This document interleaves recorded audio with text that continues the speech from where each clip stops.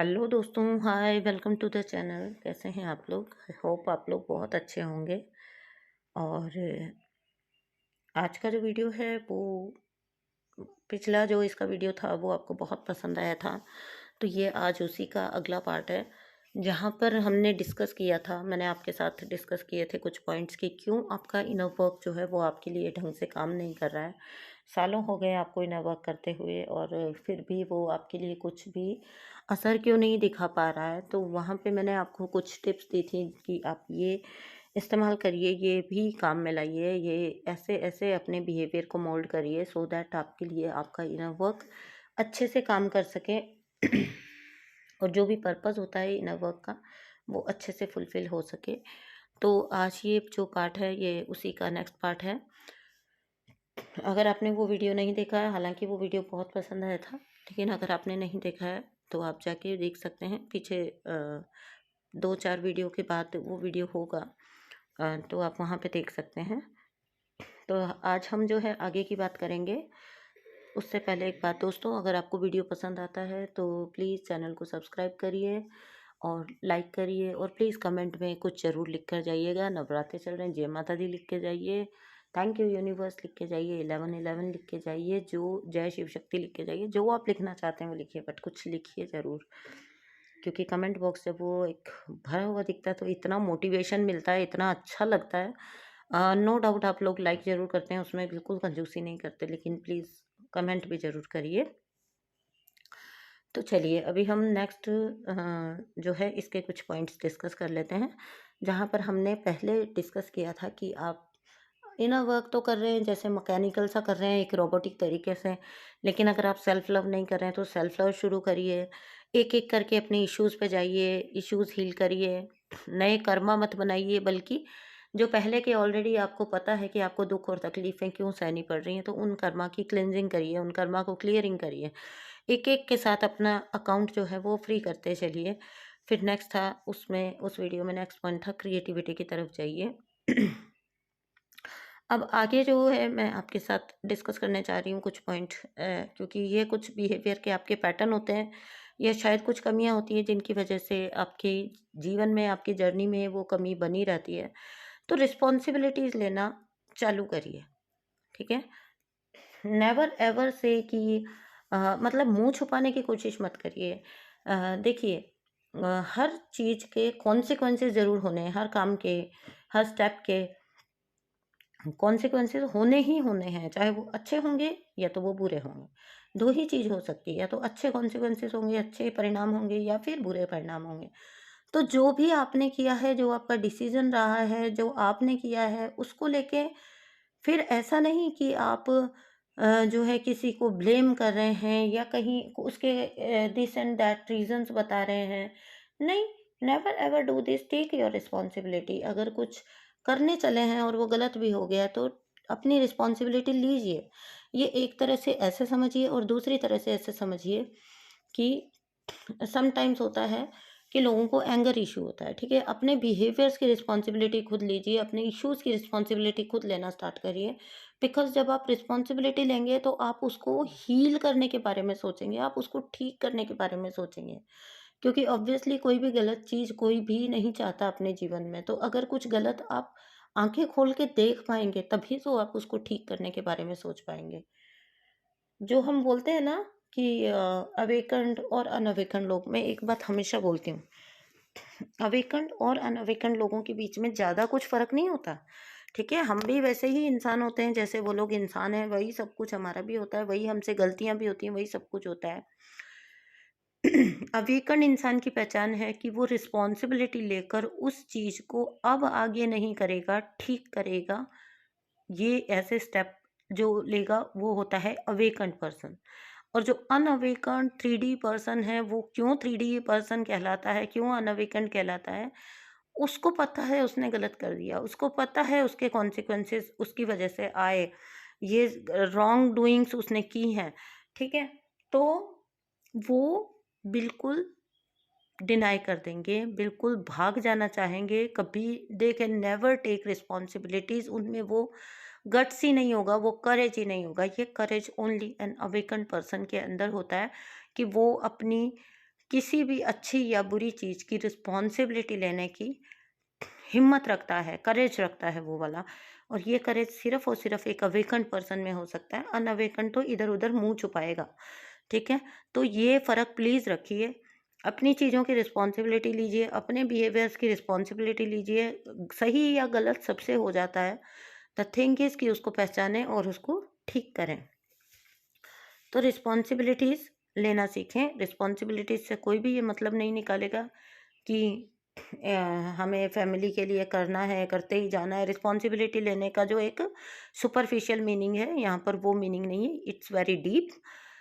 ये बहुत डीप है, ठीक है? रिस्पॉन्सिबिलिटी ऐसे नहीं बोला जा रहा है आपको कि पूरे परिवार का भार आप अपने कंधों पे उठा लीजिए और दबते चले जाइए, और रिस्पॉन्सिबिलिटीज़ के बोझ तले जैसे आपके डीएम दबे हुए हैं वैसे दबना नहीं, वो वाला रिस्पॉन्सिबिलिटीज़ नहीं। रिस्पॉन्सिबिलिटीज़ अपनी चीज़ों के लिए रिस्पॉन्सिबल बनिए, अपने बिहेवियर्स के लिए रिस्पॉन्सिबल बनिए, मैच्योर बनिए, ठीक है? और वो ऑलरेडी होते हैं वैसे अवेकन लोग जो होते हैं ना, क्यों हीलिंग की तरफ जाते हैं? इसीलिए जाते हैं क्योंकि रिस्पॉन्सिबिलिटी लेना चाहते हैं, अपनी ही चीज़ को पहचानना चाहते हैं, उसको ठीक करना चाहते हैं। नेक्स्ट है एनर्जी सेव करिए, ठीक है? आपकी जो एनर्जी है, देखिए आप जब इनर वर्क कर रहे हैं तो बहुत सारी एनर्जी जनरेट हो रही है, ठीक है? तो आपने क्या करना है, उस एनर्जी को सेव करना है और उसको ठीक जगह पर यूज़ करना है। एनर्जी आप मनी तो किसी के पास भी आ सकता है ना, मनी इज़ एन एनर्जी, इसको ऐसे समझिए। तो मनी किसी के भी पास आ सकता है, जो भी मेहनत करेगा, जो भी बहुत हार्ड वर्किंग होगा, उसके पास मनी आएगा ही आएगा। तो मनी किसी के भी पास आ सकता है, बट उस मनी को कोई यूज़ कैसे कर रहा है, ठीक है? उस मनी को कोई यूज़ कैसे कर रहा है, same thing is with your energy. तो आपकी एनर्जी जो है, उस एनर्जी तो सबके पास है, सेम ही एनर्जी है, या तो पॉजिटिव वे में है या तो नेगेटिव वे में है। एंड आपको भी पता है कि एनर्जी सिर्फ ट्रांसफॉर्म होती है, वो कभी भी ख़त्म नहीं होती है, ठीक है? तो एनर्जी है तो सबके पास, लेकिन यूज़ कैसे कर रहे हैं आप, ठीक है? क्या क्योंकि आप में वो क्वालिटी भी होती है कि आप नेगेटिव एनर्जी को पॉजिटिव में ट्रांसफॉर्म कर सकते हैं, यही सबसे बड़ी क्वालिटी होती है अवेकन लोगों में। अदरवाइज ऐसा कुछ भी नहीं है कि कोई बहुत हम लोग जिसको कहते हैं कि अ, बहुत अलग से जाके कुछ है। इसी चीज़ों को स्मार्टली कैसे हैंडल करना है, दिस इज़ द की, यही की है सक्सेस की, ठीक है? तो आप अपनी एनर्जी को सेव करिए, जहाँ आपको लग रहा है कि आपकी एनर्जी वेस्ट हो रही है, तुरंत उस जगह से हट जाइए, उस जगह पर ज़्यादा अपने आप को इन्वेस्ट मत करिए, ठीक है? आप कहाँ अपने आप को इन्वेस्ट कर रहे हैं, ये हमेशा आप ध्यान में रखिए, क्योंकि ये बहुत एक स्मार्ट डिसीज़न होता है, ये बहुत एक अच्छा डिसीज़न होता है, जो आगे चल के आप उसके लिए खुश होने वाले हैं। आपने अगर अपनी एनर्जी वेस्ट की, एम्पैथ और सुपर एम्पैथ में यही फ़र्क होता है। जब तक आप एम्पैथ हैं, आप एनर्जी इधर बाँट रहे हैं, उधर बाँट रहे हैं, इधर वेस्ट कर रहे हैं, उधर वेस्ट कर रहे हैं आप नो डाउट एम्पैथ हैं। सुपर एम्पैथ जब हो जाते हैं आप, तो आप में वो स्मार्टनेस आ जाती है कि हू डिज़र्व्स योर एनर्जी, कौन डिज़र्व करता है, कहाँ आपको लगानी चाहिए, कहाँ आपको बचा लेनी चाहिए और कहाँ आपको बच के निकल लेना चाहिए।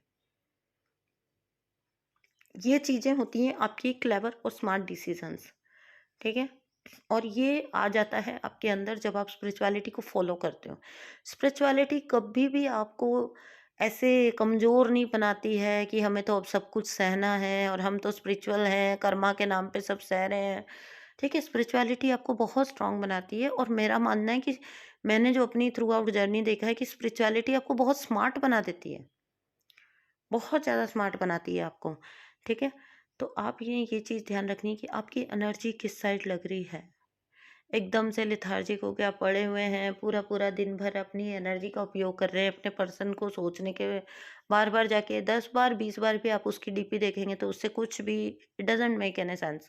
कोई भी चेंज नहीं आने वाला है उससे आपकी परिस्थिति में। तो इन चीज़ों को समझिए, प्रैक्टिकल डिसीजंस लीजिए, अपनी एनर्जी को सेव करिए, ढंग से लगाइए अपनी एनर्जी को। जो डीएम होते हैं, वो फाइनेंशियल वर्ल्ड में, मटेरियल वर्ल्ड में, काम में सक्सेस, सक्सेस, सक्सेस क्यों पाते चले जाते हैं?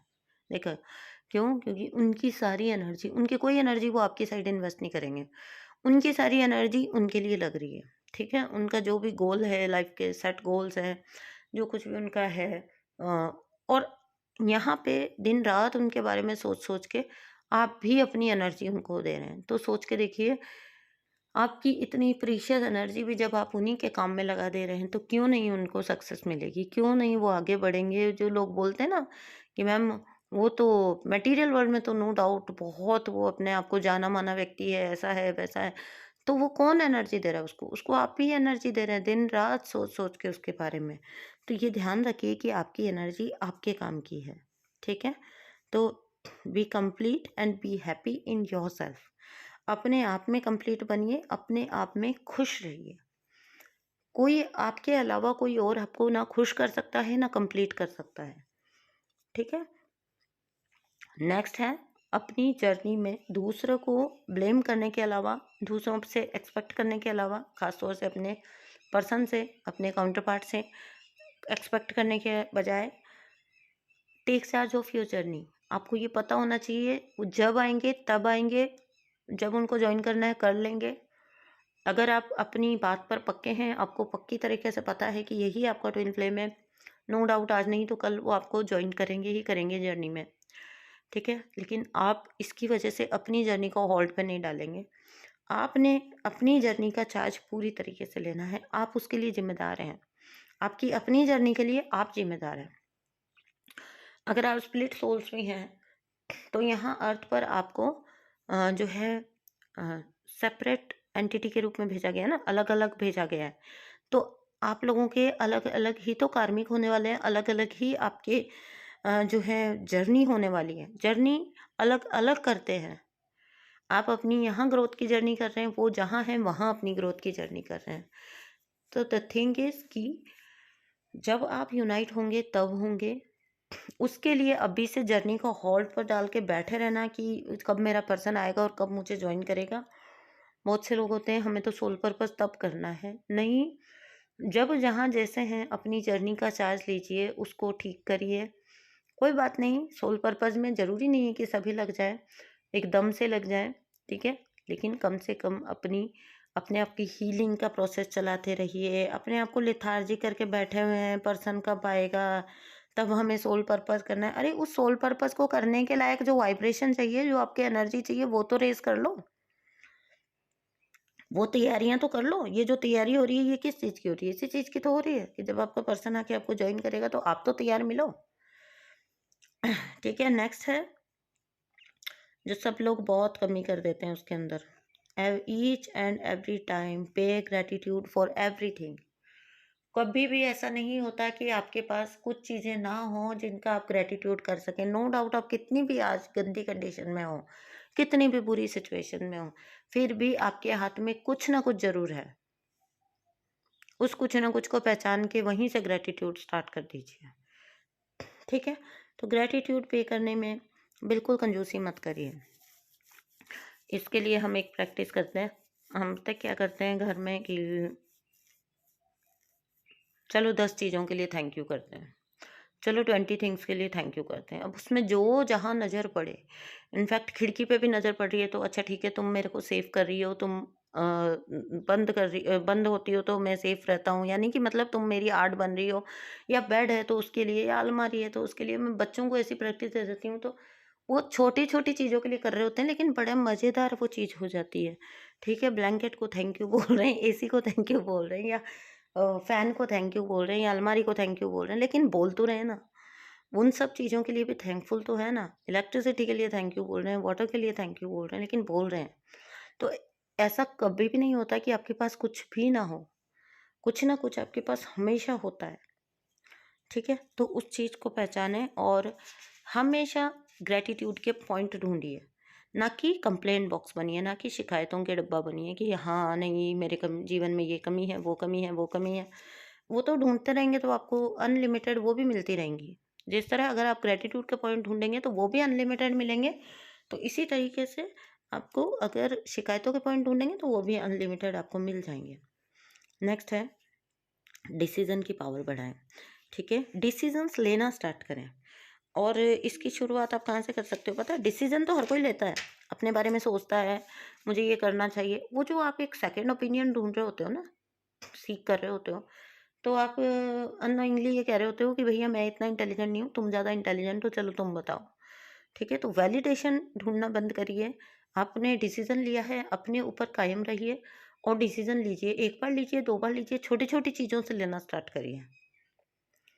ठीक है? छोटी-छोटी चीज़ों से लेना स्टार्ट करिए। लेट्स से कि आप अगर बोलते हैं कि मैं अच्छी हेल्थ की तरफ जाऊँगी, ठीक है? तो आप उस डिसीज़न को लीजिए, उस पे कायम रखिए। अगर उसके लिए आपको कुछ इन्वेस्ट भी करना पड़ता है तो करिए, क्योंकि आपको पता है कि लॉन्ग रन में उससे आपको फ़ायदा होने वाला है। ठीक है? तो अपने डिसीज़न को समझिए, मनी रिलेटेड है, करियर रिलेटेड है, जॉब रिलेटेड है, शादी रिलेटेड है। अपने डिसीज़न लीजिए, उन पर स्टैंड लीजिए, उन पर फ़र्म रहिए। बट ऐसा नहीं है कि डिसीज़न कुछ भी ऊट-पटांग ले रहे हैं। पहले मेक श्योर करिए कि हाँ, इसमें लॉन्ग रन में आपका अच्छा है, आपका भला है। फिर अगर आप ठीक कर रहे हैं, नो डाउट आज के टाइम पर वो अगर बुरा भी लग रहा है किसी को, तो किसी को भी इतना पर्सनल मत लीजिए। आपको अंदर से पता होना चाहिए कि आपका डिसीज़न आपके लिए ठीक है, दैट्स इट। उस टाइम पर हो सकता है कि लोग आपको अपोज़ करें या आपको बुरा-भला भी बोला जाए उन चीज़ों के लिए, लेकिन आपको अंदर से कन्फर्म होना चाहिए कि मेरे लिए क्या सही है। यही आपका शक्ति स्वरूप होता है ना? यही मैं जो हमेशा बोलती हूँ ना कि शक्ति स्वरूप आपके जो अवतार होता है उसके अंदर आ जाइए। नेक्स्ट है, अपने सबकॉन्शियस को हील करिए, ठीक है? आपके सबकॉन्शियस में ये आपकी गलती नहीं होती है। कई जन्मों का कचरा भरा पड़ा है, ठीक है? फिर बचपन से जहाँ पैदा हुए, जिस माहौल में रहे, जैसे लोग मिले, जैसे कार्मिक फैमिली मिली, वो करते-कराते आपका ऐसा एक बन जाता है कि आप प्रोग्राम्ड हो जाते हैं उस सर्टेन वे में। तो हीलिंग की जर्नी जो स्टार्ट करनी है आपको, वो सबकॉन्शियस से करनी है। तो सबसे पहले अपने सबकॉन्शियस की इस प्रोग्रामिंग को चेंज करिए, ठीक है ना? इस प्रोग्रामिंग को चेंज करिए और टोटली चेंज करिए। आपकी जब अंदर से इंटरनली आपकी प्रोग्रामिंग चेंज हो जाएगी, लव को लेके आपके कंसेप्ट चेंज होंगे, मनी को लेके आपके कंसेप्ट चेंज होंगे, जीवन को लेके, सोसाइटी को लेके आपके कंसेप्ट चेंज होंगे। तो आप उस चीज़ पर नहीं चलोगे जो आपके खानदान ने या आपके माता पिता ने वर्षों से आपको सिखाया है। चाहे वो आपको किसी तरह से सर्व नहीं करे, उनको भी नहीं किए थे वो रूल सर्व, आपको भी नहीं कर रहे, लेकिन सब मान रहे हैं क्योंकि अगले भी मानते आए हैं, पहले वाले भी मानते आए हैं। ऐसी सब चीज़ों से निकलिए, आँखें खोल के देखिए क्या सही है और क्या गलत है, और उस हिसाब से अपने अब सबकॉन्शियस को पहले तो क्लीन स्लेट करिए बिल्कुल, और उसके बाद उस पर नई इबारत लिखिए जो आप लिखना चाहते हो। जैसा आप जीवन चाहते हो, वो लिखिए उसके ऊपर। पहले जो था उसको रब करिए सब कुछ। यही होता है सबकॉन्शियस रिप्रोग्रामिंग, ठीक है? तो आपको पहले का सब रब करके अब वो लिखना है जो आप चाहते हो, जैसा लाइफ़ आप चाहते हो, जैसा जीवन आप चाहते हो। आई होप मैं आपको ये वाले पॉइंट्स जो हैं वो बहुत हेल्प कर पाएँगे और आपको आपका इनर वर्क सच में आपके लिए वर्क करता हुआ नज़र आएगा। तो ये पॉइंट्स ज़रूर अपनी लाइफ़ में इंक्लूड करिए। थैंक यू सो मच दोस्तों। Bye bye.